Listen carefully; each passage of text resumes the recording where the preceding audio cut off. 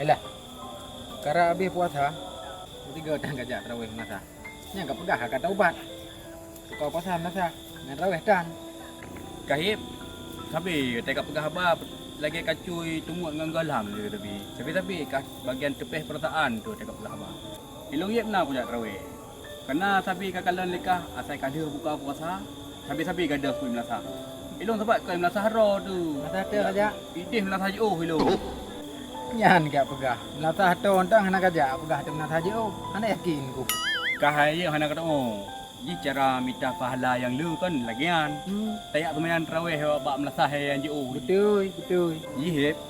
Punya buat god. Galam dah buat kali tulis.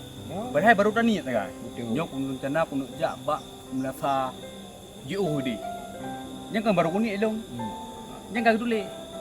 Beda dengan rempok je. Baru tani kalau dah pupuknya hana tulis. Oh, ikah kan ini antang baik bubut.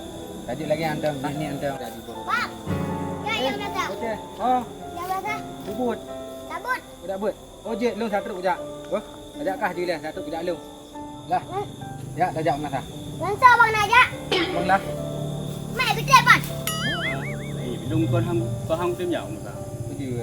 Gah anak kedeku. Kiban nasib lu selama dalam bulan puasa lu. Apa no? Handung ngoi malam. Kipan dengu. Ko area tumit na thai du. Hai mana raya? Hanji but. Ka ada mu betul thai beut hong. Ye nyot dak terima ilung lu yang mengai yang terima. Hana betul sama thai beut.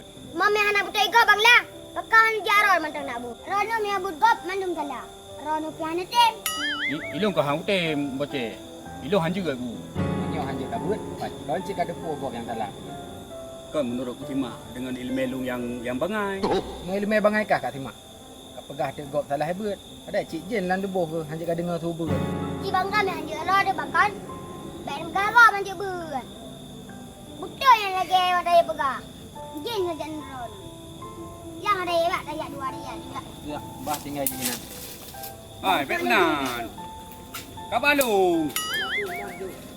Ilung halak ko hoja ayo.